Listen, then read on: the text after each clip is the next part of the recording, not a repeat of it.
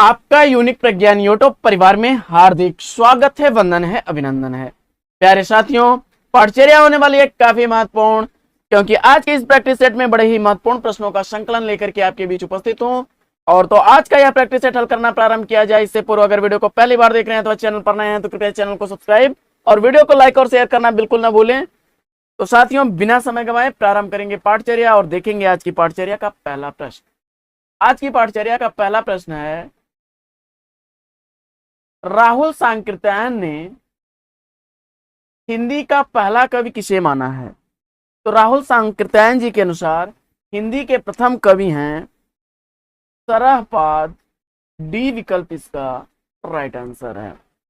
बढ़ते हैं अगले प्रश्न की तरफ और प्रश्न संख्या 2 है कि सिद्धों की वाणियों को हिंदी काव्यधारा के नाम से किसने संग्रहित किया? तो सिद्धों द्वारा लिखी गई जो वाणियां हैं उनको हिंदी काव्यधारा नाम से संग्रहित करने वाले हैं राहुल सांकृत्यायन जी। विकल्प ई इसका राइट आंसर है। अगला प्रश्न है कि सूर सागर की रचना का आधार फिर रिक्त स्थान है, क्या होगा? तो सूर सागर की रचना का आधार आपको बताना है और अगर इसमें से आपने सेलेक्ट कर लिया है श्रीमद् भागवत तो बिल्कुल राइट आंसर के साथ हैं आप। डी विकल्प इसका राइट आंसर है। बड़े ही अच्छे प्रश्नों का संकलन है साथियों, तो ध्यान से इनको हल करिए आप। और प्रश्न संख्या 4 है कि निम्न में से कौन सी छायावादी शैली की प्रमुख विशेषता नहीं है? तो छायावादी काव्यगत विशेषताओं में कौन सी विशेषता नहीं है, इसका आपको जवाब बताना है। और अगर आपने इसमें विकल्प ए बी सी डी को छोड़ करके विकल्प ई को चुना तो बिल्कुल राइट आंसर के साथ हैं आप। यह द्विवेदी युग की विशेषता रही है। ई विकल्प इसका राइट आंसर है। अगला प्रश्न, प्रश्न संख्या 5 है कि अज्ञेय के संपादन में कितने सप्तकों का प्रकाशन हुआ? तो अज्ञेय के संपादन में कुल 4 सप्तक प्रकाशित हुए थे। डी विकल्प इसका राइट आंसर है। प्रश्न संख्या 6 है कि कामायनी में श्रद्धा किस गोत्र की है? कामायनी में श्रद्धा किस गोत्र की है, इसका आपको जवाब बताना है। और अगर इसका उत्तर आपने काम गोत्र सेलेक्ट किया है तो बिल्कुल सही उत्तर के साथ हैं आप। अगला प्रश्न है कि स्कंद गुप्त में कवि कालिदास का नाम फिर रिक्त स्थान है क्या है? और अगर इस प्रश्न संख्या 7 का राइट आंसर आपने चुना है विकल्प सी मात्रगुप्त तो बिल्कुल सही उत्तर है आपका। अगला प्रश्न है कि गरीबी और जहालत इस रोग के 2 कीटाणु हैं, मैला आंचल में यह वाक्य किसका है? और इस प्रश्न का उत्तर अगर आपने विकल्प डी चुना है तो बिल्कुल राइट आंसर के साथ हैं।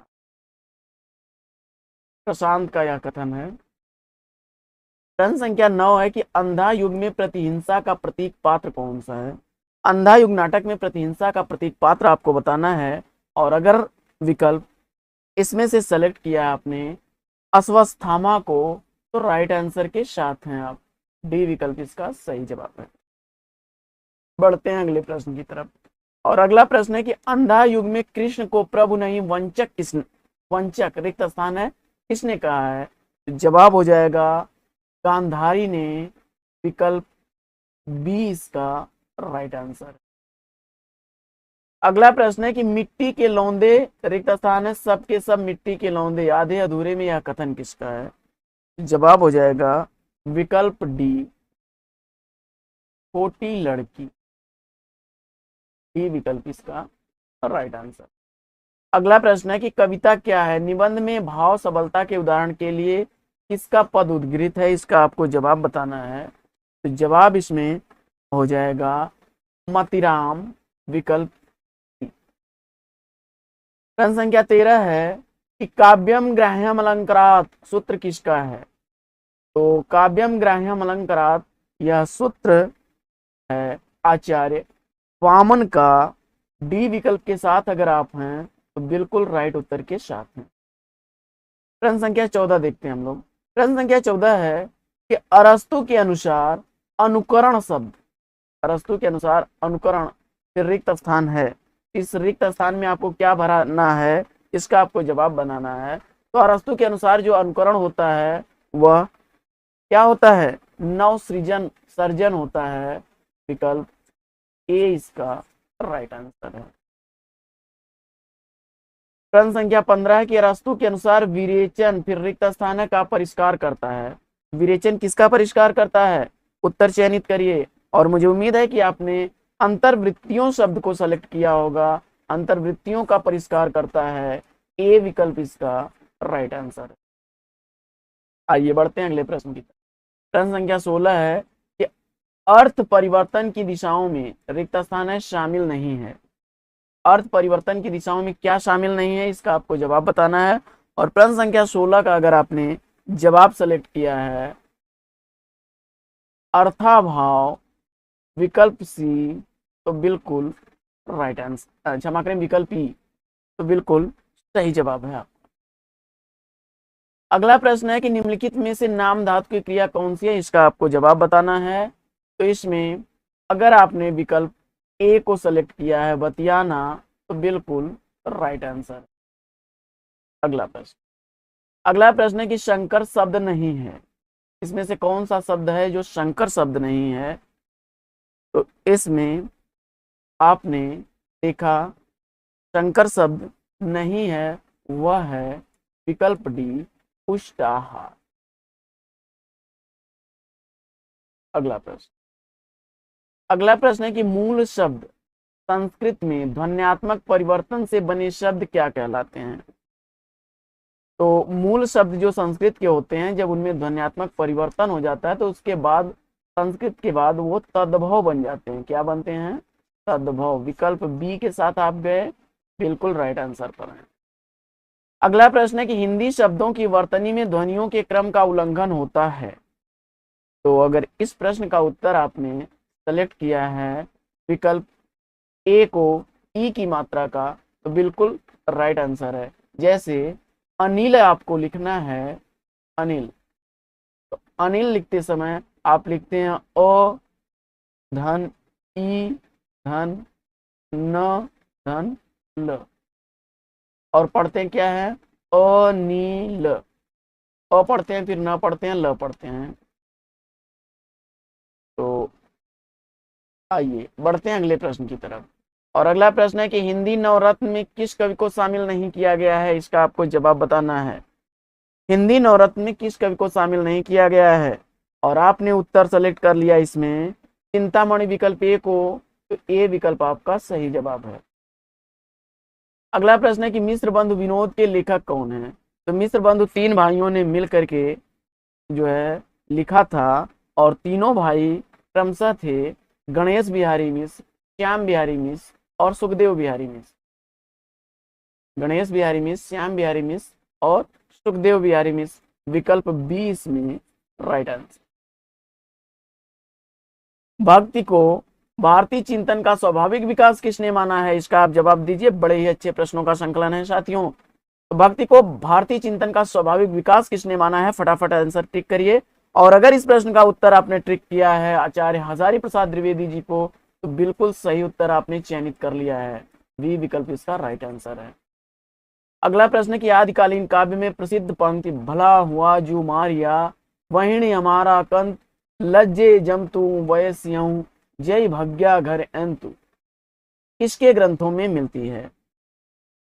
तो इस पंक्ति के पंक्तिकार हैं हेमचंद्र। एक सखी दूसरी सखी से कहती है कि हे सखी, अच्छा हुआ कि मेरा प्रियतम मेरा पति युद्ध में मारा गया, अगर वह वापस आता तो मैं तो लज्जा से ही मर जाती। अगर वह युद्ध छोड़ करके कायर की भांति भाग आता, मैं लज्जा से ही मर जाती। अगला प्रश्न है,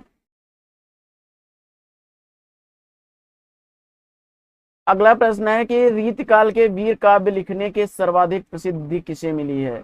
तो रीतकाल में वीर काव्य की रचना करने का जो श्रेय है वह जाता है भूषण को। विकल्प सी इसका राइट आंसर है। अगला प्रश्न है कि रीतकालीन की दिनकर की काव्य कृति रश्मिरथी में रश्मिरथी कौन है।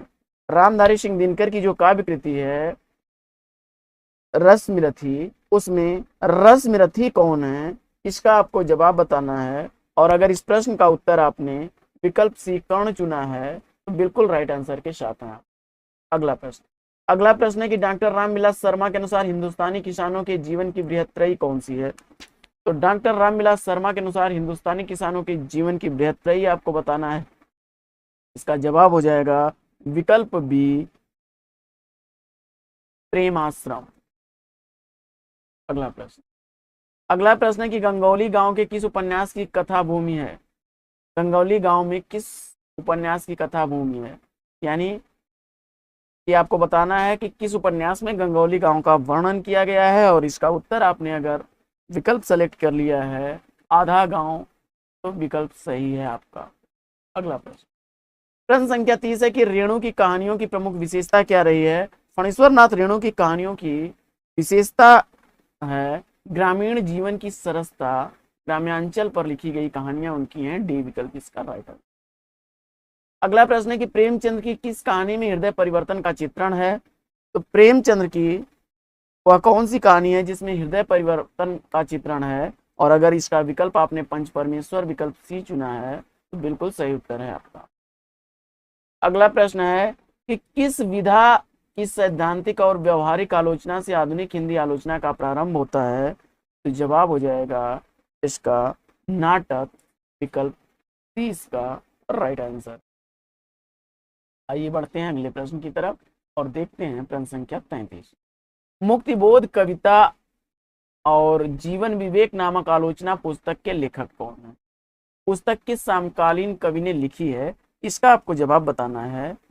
तो प्रश्न संख्या 33 का अगर उत्तर आपने चंद्रकांत देवताले चुना है विकल्प सी को, तो बिल्कुल राइट आंसर है आपका।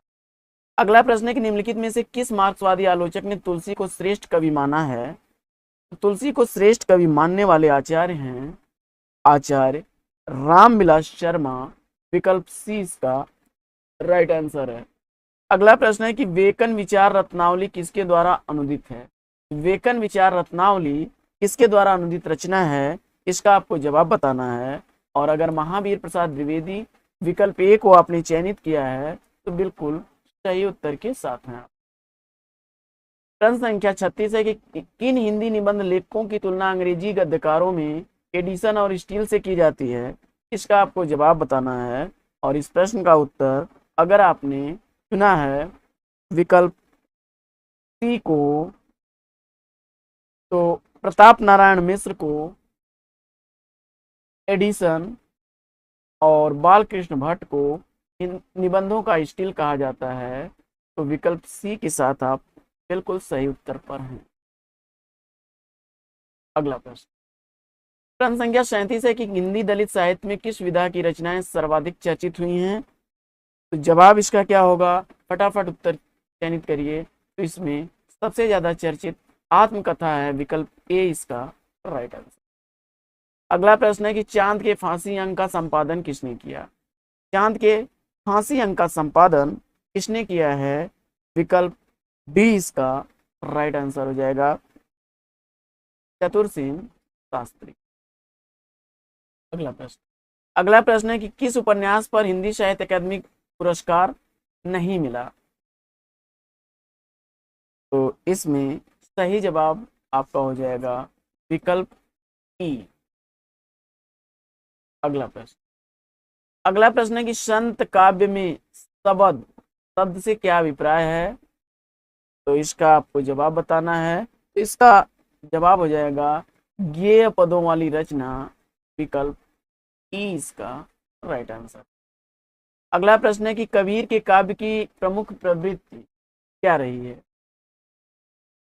कबीर दास के काव्य की प्रमुख प्रवृत्ति क्या नहीं रही है, यह बताना है। तो वह शास्त्रों का अनुमोदन नहीं करते हैं, ई विकल्प इसका राइट आंसर। अगला प्रश्न है कि मांगत तुलसी दास कर जोरे, बसहि राम सिय मानस मोरे। उपयुक्त पंक्तियों में किससे याचना की गई है, इसका आपको जवाब बताना है। कि मांगत तुलसी दास कर जोरे, अब बसहि राम सिय मानस मोरे। तो यह वंदना जो की गई है वह गणेश से की गई है, ई विकल्प राइट आंसर। अगला प्रश्न है कि लोग हैं लागी कवित बनावत मोहि तो मेरे कवित बनावत, यह उक्त किसकी है?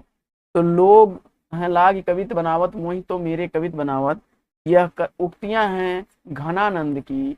ए विकल्प इसका राइट आंसर। अगला प्रश्न है कि कामायनी में मनु ने श्रद्धा को क्या कहकर संबोधित किया है?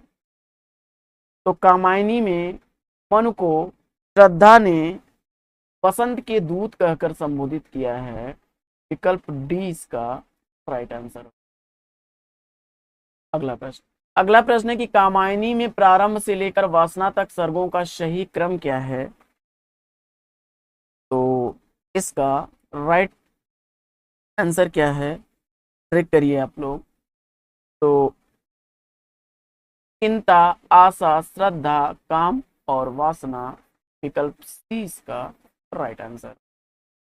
अगला प्रश्न है कि डॉक्टर रामविलास शर्मा के अनुसार राम की शक्ति पूजा में किन दो कविताओं का सार तत्व है? इसका आपको जवाब बताना है और इसका उत्तर आपने सेलेक्ट किया अगर विकल्प ई तुलसीदास और सरोज स्मृति, तो बिल्कुल सही उत्तर है आपका। अगला प्रश्न है कि कलगी बाजरे की में सृष्टि के ऐश्वर्य और औदार्य के विस्तार का प्रतीक बाजरे की कलगी के अलावा और किसे माना गया है? तो जवाब हो जाएगा इसका विकल्प ए बिछली घास।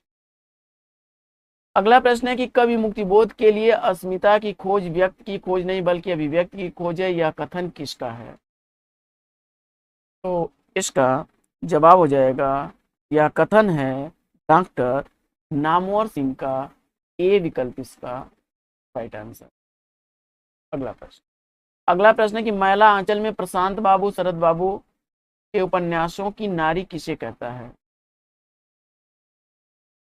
तो इसका जवाब हो जाएगा विकल्प डी ममता।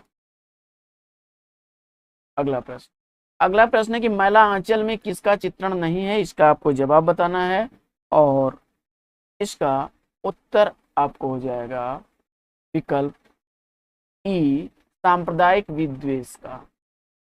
जबकि जातिवाद, पूर्णिया की प्रकृति, प्रेम संबंध और आर्थिक विषमता का चित्रण आपको है। तो विकल्प ई के साथ आप गए बिल्कुल राइट आंसर। में जिला मजिस्ट्रेट रिचर्ड्स के चरित्र में निम्न में से कौन सी विशेषता नहीं है? इसका आपको जवाब बताना है। तो इसमें भारतीय इतिहास व कला का मर्मज्ञ एवं पारखी हैं वे। विकल्प ये सही है। केवल निजी हित के बारे में सोचने वाले हैं, यह भी विकल्प इसका सही है।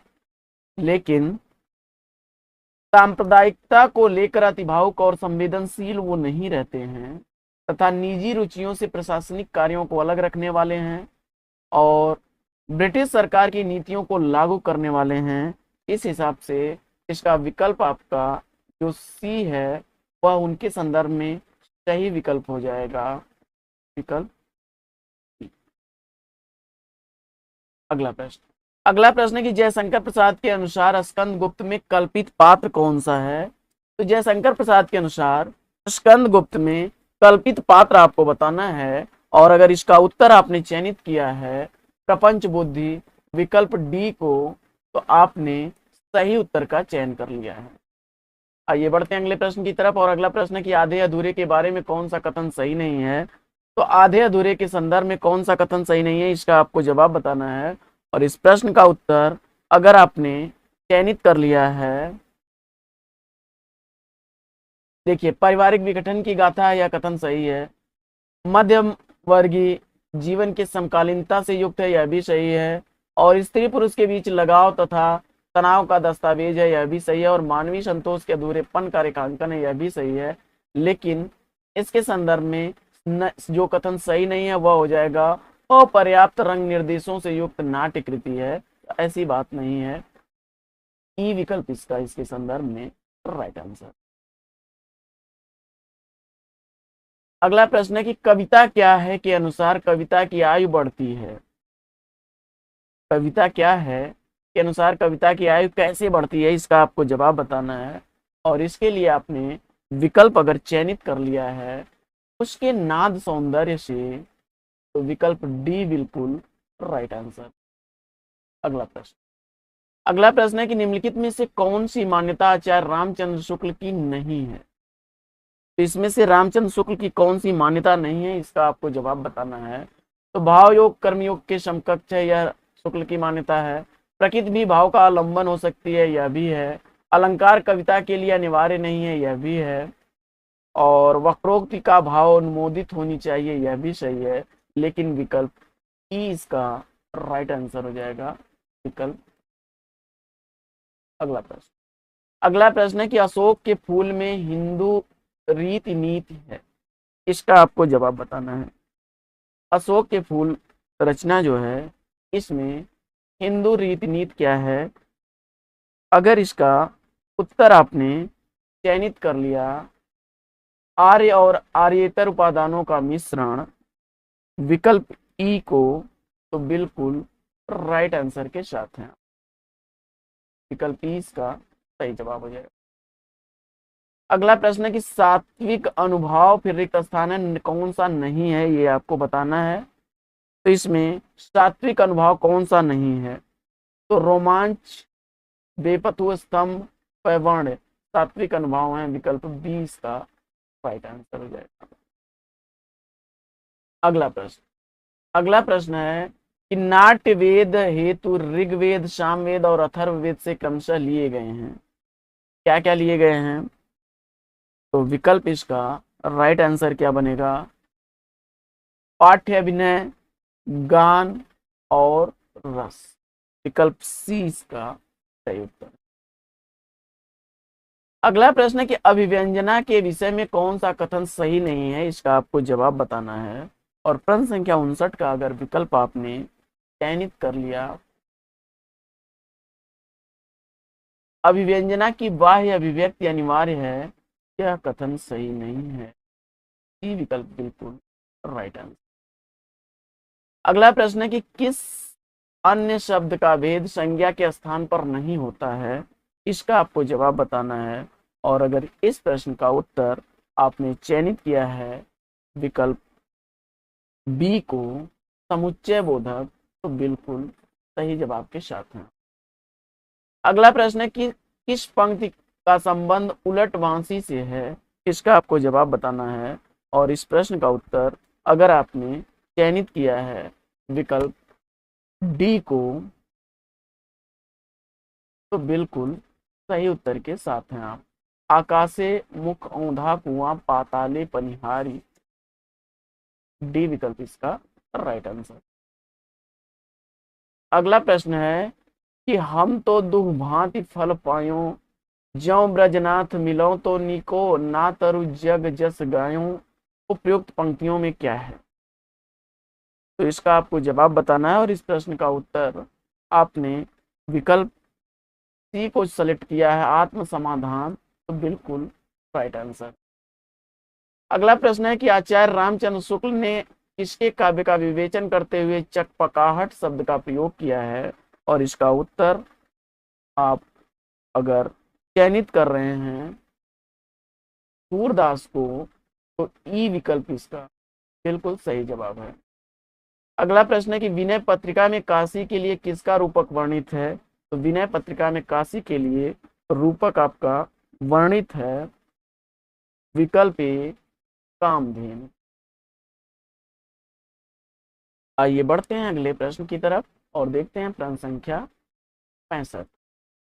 बावर रावरो नाह भवानी, दानी बड़ो दिन देत दये, बिनु वेद बड़ाई भानी, उपयुक्त पंक्तियों में किसके द्वारा किसी संबोधन की कल्पना की गई है, इसका आपको जवाब बताना है। तो इस प्रश्न का उत्तर हो जाएगा, ब्रह्मा द्वारा पार्वती को संबोधित किया गया है, विकल्प ई इसका राइट आंसर। प्रश्न संख्या 66 है कि जाको बाल विनोद समुझिजिय, डरत दिवाकर भोर को, जा की चिबुक चोट चूरन की, रद मद कुलिस कठोर को, उपयुक्त पंक्तियों में किसकी वीरता का वर्णन है, इसका आपको जवाब बताना है। तो यह हनुमान की वीरता का वर्णन किया गया है। जाको बाल विनोद समुझ जिय, डरत दिवाकर भोर, जाकी चिबुक चोट चूरन की रद मद पुलिस कठोर को। यह पंक्ति हनुमान जी से संबंधित है। विकल्प सी इसका राइट आंसर। अगला प्रश्न है कि पर कारज देह को धारे फिरो पर जन्य जथारथ में दार सो निधि नीर शुद्ध के समान करो सबही विधि सुंदरता सरसों घन आनंद जीवन दायक हो कबो मेरियो किए परसों। उपयुक्त पंक्तियां किसे संबोधित हैं? तो जवाब हो जाएगा इसका बादल को। विकल्प 20 का राइट आंसर। अगला प्रश्न है कि नौका विहार कविता में गंगा की लहरों के बीच चांद के प्रतिबिंब के लिए किस प्रकार की नायिका का उल्लेख है? इसका आपको जवाब बताना है और इस प्रश्न का उत्तर अगर आपने चयनित कर लिया है विकल्प ए मुग्धा तो बिल्कुल सही उत्तर के साथ में। अगला प्रश्न है कि यह दीप अकेला के माध्यम से कवि क्या कहना चाहता है? तो यह दीप अकेला कविता के माध्यम से कवि कहना चाहता है कि व्यक्ति जो है वह विशिष्ट बने रहकर ही समाज के लिए कुछ कर सकता है। विकल्प ई इसका राइट आंसर। अगला प्रश्न है कि इस कविता में शहरी जीवन पद्धति के दम पर कटाक्ष किया गया है। तो प्रश्न संख्या 70 का जवाब हो जाएगा विकल्प ई हरी घास पर क्षण भर। ई विकल्प इसका राइट आंसर। अगला प्रश्न है कि अंधेरे में कविता के प्रतीक के रूप में रिक्त स्थान है नहीं है। तो इसका जवाब हो जाएगा विकल्प डी इसका राइट आंसर हो जाएगा तालाब। अगला प्रश्न है कि आजकल जिसे लिव इन रिलेशनशिप कहा जाता है उस व्यवस्था का संकेत प्रेमचंद्र के किस उपन्यास में मिलता है? तो जवाब हो जाएगा गोदान उपन्यास में प्रोफेसर मेहता और मालती को लिव इन रिलेशनशिप में दिखाया गया है। डी विकल्प इसका राइट आंसर। अगला प्रश्न है कि लड़ने वालों के पांव 20वीं सदी में थे सिर मध्य युग में तमस में यह वाक्य किसके लिए कहा गया है? तो यह भी बड़ा चर्चित प्रश्न है और इसका विकल्प राइट आंसर क्या होगा? तो विकल्प इसका सही जवाब होगा सिखों और मुसलमानों के लिए। ई विकल्प इसका राइट आंसर। अगला प्रश्न है कि तमस का कौन सा पात्र कथनी करनी में समान होने की विडंबना को व्यक्त करता है? और इसका उत्तर हो जाएगा प्रश्न संख्या 74 का सही जवाब बनेगा जरनैल सिंह। डी विकल्प इसका राइट आंसर। अगला प्रश्न है कि स्कंद गुप्त में धातुसेन पर अनंत देवी के क्रुद्ध होने का कारण है धातुसेन द्वारा क्या किया गया है? तो जवाब हो जाएगा राज परिवार में षड्यंत्र का संकेत। विकल्प ई इसका सही उत्तर है। अगला प्रश्न है कि आधे अधूरे में सावित्री के व्यक्तित्व के सार्थक समीक्षा कौन करता है? इसका जवाब हो जाएगा विकल्प बी जुनेजा। अगला प्रश्न है कि मेरा मन प्राचीन काल में कुछ झटिका झन आकाश में दूर तक उड़ना चाहता है हाय पंख कहाँ हैं? तो इसका इस कथन से निबंधकार की क्या इच्छा व्यक्त होती है यह आपको बताना है। तो वह अतीत को पूरी तरह से जान लेना चाहता है। विकल्प 20 का राइट आंसर। अगला प्रश्न है कि अशोक के फूल में मनुष्य की इच्छा के निरपेक्ष परिवर्तनकारी शक्ति को क्या नाम दिया गया है? इसका जवाब हो जाएगा विकल्प ए महाकाल। ये पढ़ते हैं अगले प्रश्न की तरफ। और अगला प्रश्न है कि अभिनव गुप्त का काव्य विद्या गुरु किसे कहा जाता है? अभिनव गुप्त का काव्य विद्या गुरु कहा जाता है भट्ट तौत को। विकल्प ई इसका बिल्कुल सही जवाब है। प्रश्न संख्या 80 है कि पाए महावर देन को नायन बैठी आए फिर जानी महावरी एड़ी नीड़त जाए। उपयुक्त दोहे में कौन सा अलंकार है? इसका आपको जवाब बताना है। तो प्रश्न संख्या 80 का सही जवाब हो जाएगा विकल्प बी। यहाँ पर उसने नायिका की एड़ी को जो है ने जो लालिमा है उसको महावर समझ लेती है भ्रमवश। विकल्प बी इसका राइट आंसर।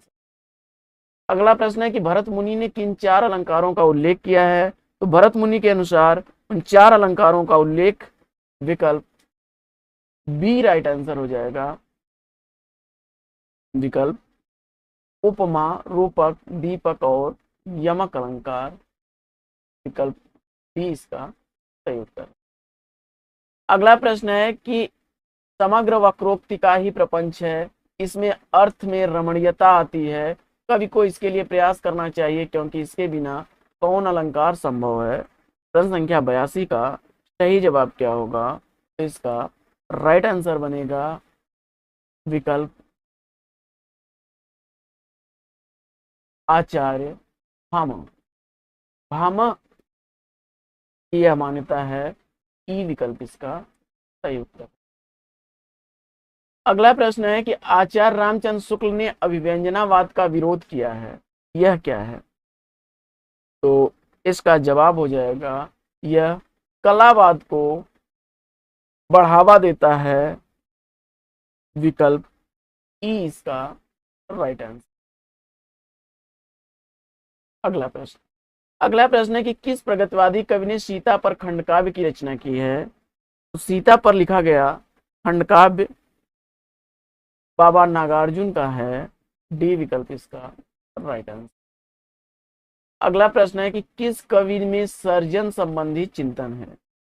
तो सर्जन संबंधी चिंतन किस कवि में है, इसका आपको जवाब बताना है और इस प्रश्न का उत्तर अगर आपने चयनित किया है विकल्प सी को असाध्य वीणा, तो बिल्कुल सही उत्तर है।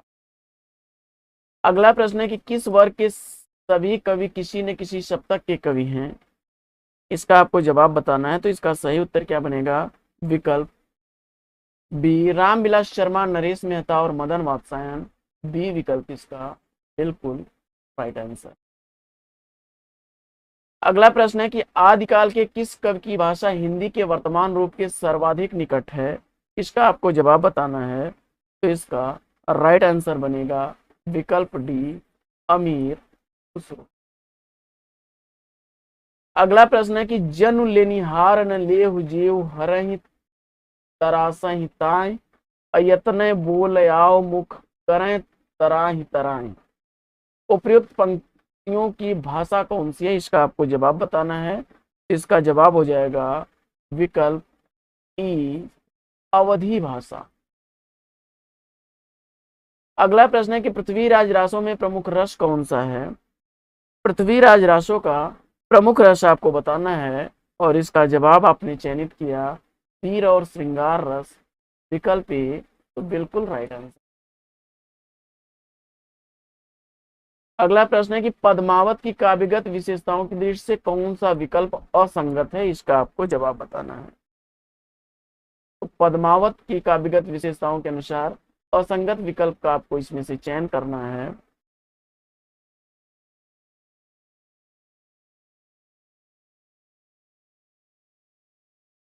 तो इसमें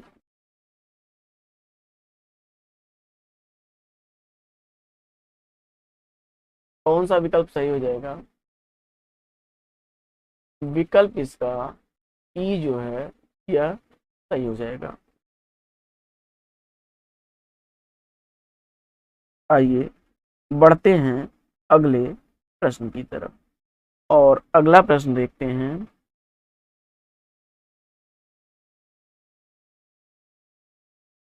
अगला प्रश्न है कि जायसी ने पद्मावत में 12 मासा पद्धति का उपयोग किसके लिए किया है। तो इसका जवाब हो जाएगा विरह वर्णन के लिए। बी विकल्प इसका राइट आंसर। अगला प्रश्न है कि इससे इस काल को रस के विचार से कोई श्रृंगार काल कहे तो कह सकता है रीतकाल के संदर्भ में यह कथन किसका है। जवाब हो जाएगा यह कथन है आचार्य रामचंद्र। अगला प्रश्न है कि उपन्यास और उसके प्रमुख पात्रों में कौन सा युग्म सही है, इसका आपको जवाब बताना है। तो इसमें प्रश्न संख्या 93 का सही विकल्प हो जाएगा नीलिमा और हरवंश अंधेरे बंद कमरे में। अगला प्रश्न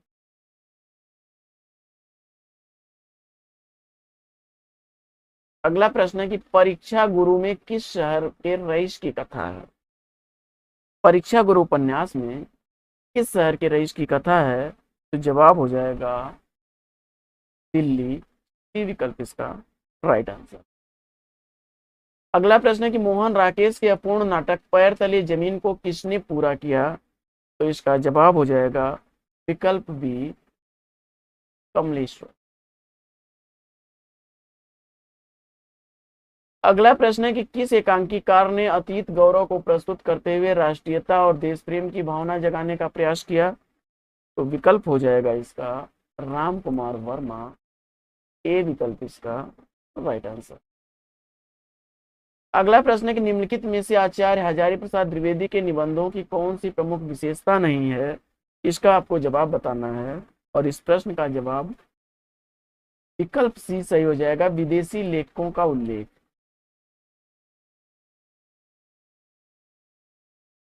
अगला प्रश्न है कि किस विधा में तथ्य अत्यावश्यक नहीं होते?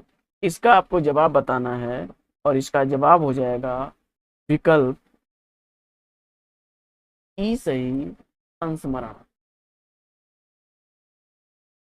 अगला प्रश्न है कि व्यक्तिकता और आत्माभिव्यक्ति किस विधा की अनिवार्य प्रवृत्ति है? तो इसका उत्तर हो जाएगा गीति काव्य। डी विकल्प इसका राइट आंसर। और अगला प्रश्न है कि लघु पत्रिका के रूप में किसका योगदान रहा है? तो जवाब हो जाएगा आनंद कादम्बिनी। विकल्प ई इसका राइट आंसर।